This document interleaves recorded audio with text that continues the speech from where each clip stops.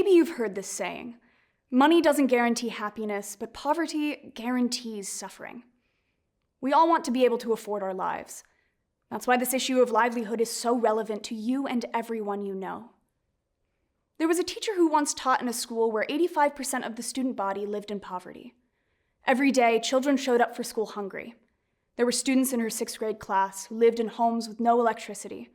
Others had no running water because their parents couldn't pay the bill. And while the students had loving parents, those adults rarely had time to attend parent-teacher conferences. They were working at 2 or 3 low-paying jobs just to try to make ends meet. Unfortunately, this situation is not uncommon. Tens of millions of people in our country don't have livelihoods that sustain them.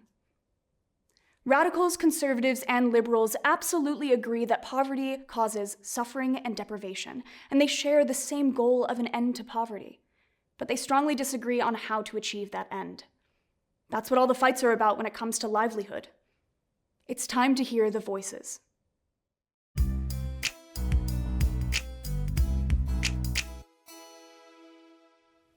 So, about poverty in the 6th grade classroom. The parents worked hard at jobs society needed done, like cleaning houses, digging ditches, and bussing tables. But they stayed trapped in poverty because poverty is baked into capitalism. It's a profit-driven system that relies on exploitation. Workers aren't paid a fair share of the value they create. There are only 2 choices anyone gets with private ownership: exploit or be exploited. There's a better way to live. In democratic socialism, after all the firm's bills are paid, the profit is shared fairly among all the worker owners. With a commitment to cooperative ownership, everyone can earn a decent living and create a better quality of life for ourselves and our families. We own it together, so we all benefit from the fruits of our own labor. Plus, we're in a position to give back to our communities. And we get more than just a paycheck. We have a real say in what goes on at work, from how much we earn to what benefits we get. We decide together how the firm is run and the impact we want our company to have on society and the environment.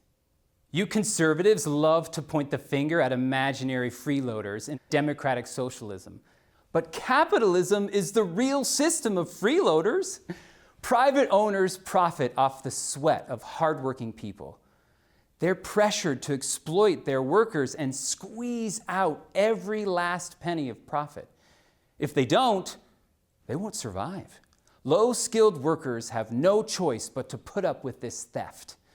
They spend their lives laboring for low pay and no benefits. Then owners turn around and buy new machines. Productivity goes up, but wages stay flat or jobs are eliminated. Now there's a reserve army of the unemployed, and workers scramble to compete for the few jobs that are left. Wages plummet even further. Every way you look at it, it's the working people who lose in free market capitalism. When we leave it alone, as conservatives say we should, we trap people in endless suffering. Liberals, you see yourselves as the heroes fighting for a higher minimum wage. But the problem isn't the hourly wage. The problem is the whole system of capitalism, including your fair market version. It's based on private owners exploiting workers. A higher minimum wage might limit the amount owners can steal, but the stealing continues.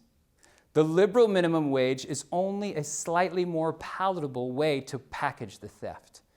It keeps workers' bellies filled just enough so they'll go back to work the next day. But then firms do an end run around the minimum wage and move jobs to countries where labor is cheaper. The poverty really explodes in those abandoned communities. The minimum wage promotes the wrong idea that a few more dollars in a worker's paycheck will solve the problem.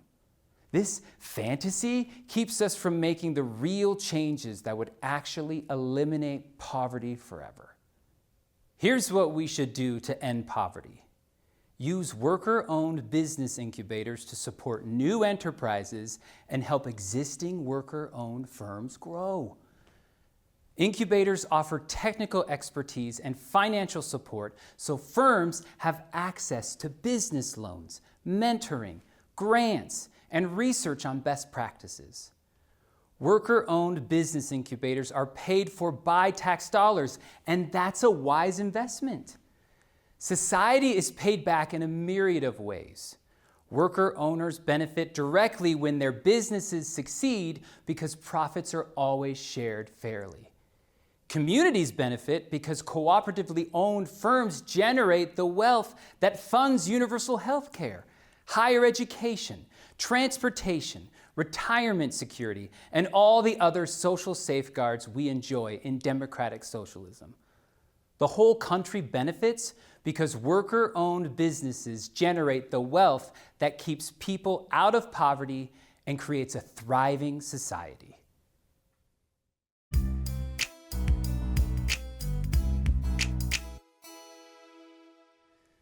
So, about poverty in the 6th grade classroom. Those parents were trapped in poverty because the government made them dependent on aid programs like food stamps, housing vouchers, and Medicaid. Government handouts on top of laws that artificially inflate wages creates a perfect storm of disincentives. People lose motivation to get the education or skills they need to move up in the world. If we're stuck in a low-wage job and we want to earn more, what do? In free market capitalism, the path is clear. We work hard, finish our education, learn marketable skills, and climb the ladder to higher skilled, better paying jobs. That's how we realize the American dream. We see again and again that hard work and determination lead to success.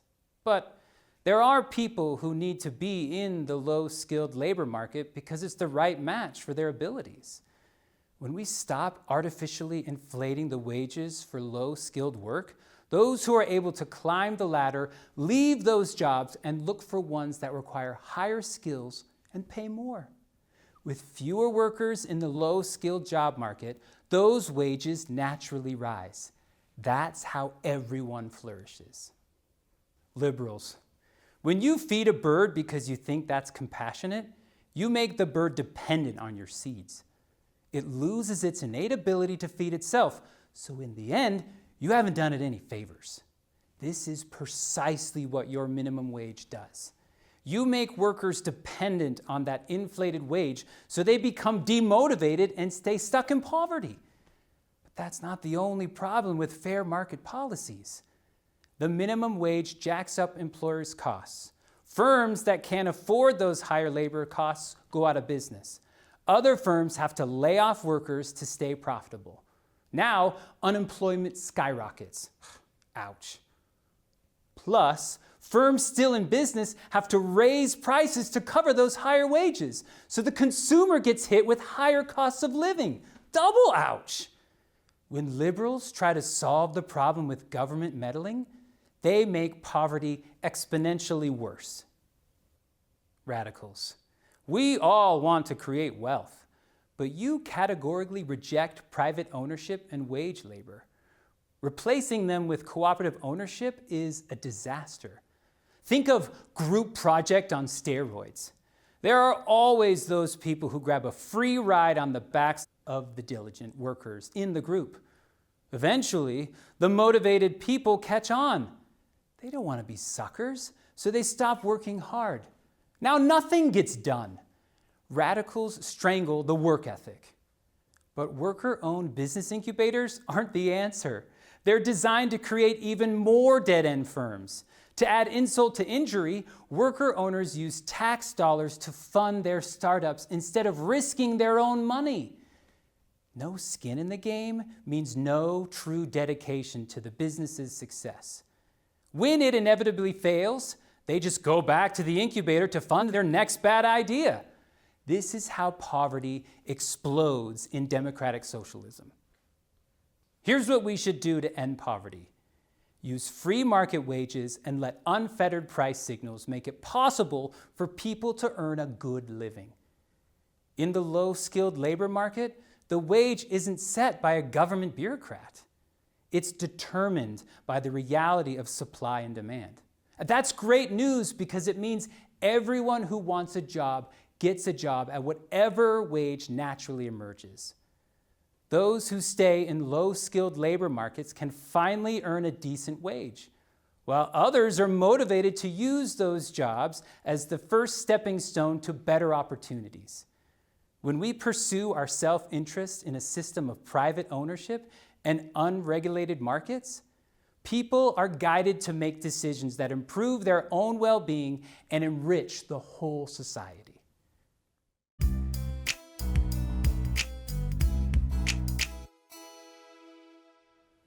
So, about poverty in a sixth grade classroom. Those parents stayed trapped in poverty because they didn't get a fair shot to rise in the world.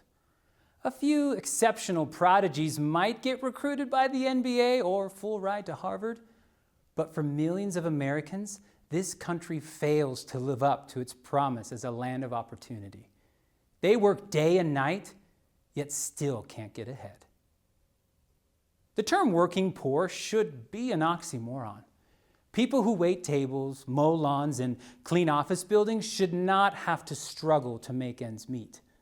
Those jobs require hard work, focus, and expertise, but we dismiss them as low-skilled, and they don't pay a decent wage. In fair market capitalism, everyone earns a decent living because everyone is paid a living wage. That means everyone has money in their wallets to purchase the many things needed to live a good life. All that spending boosts demand, which helps businesses. Then firms expand and start hiring. So a living wage is the key to more jobs and more prosperity. Millions are lifted out of poverty, and the economy is stronger than ever. Radicals. There's a core problem with your worker-owned business incubators. Entrepreneurs with ideas that could become tomorrow's economic drivers don't follow through. They have no motivation to spend years tinkering in the garage or toiling in the lab. Why? Because they know they'll just have to share the rewards of their genius with worker owners who didn't do any hard work or contribute any great ideas. That's the reality of cooperative ownership. So is the fact that firms are doomed to fail. Worker owners with no expertise are automatically handed an equal voting share, so they vote for bad ideas. And radical policies deliberately prevent them from gaining that expertise because firms aren't allowed to hire wage laborers. Entry-level workers have to become co-owners even though they don't have the experience needed to add value to the business. In every way, democratic socialism is set up to create and sustain poverty.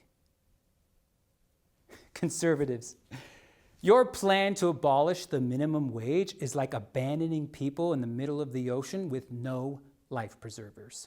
Then, telling them it's their fault if they drown because they aren't motivated enough to swim faster. You use the same playbook when you blame the poor for being stuck in poverty. And it's naive to expect a low-skilled worker to just move into a better-paying job overnight. It takes time and money to get an education and develop marketable skills. In the meantime, how will they pay the bills? Conservatives shoot themselves in the foot by opposing the minimum wage. When people have empty pocketbooks, they stop spending, so businesses have to lay off workers to stay profitable, or they go bust. Free market capitalism plagues us with higher rates of unemployment and higher rates of poverty. Once again, doing nothing puts our whole economy at risk. Here's what we should do to end poverty. Strengthen minimum wage legislation. It's a vital lifeline for motivated workers who struggle to earn a decent living and improve their circumstances. People who work 40 hours or more a week at low-skilled jobs should, at the very least, be able to afford the basic necessities of life for themselves and their families.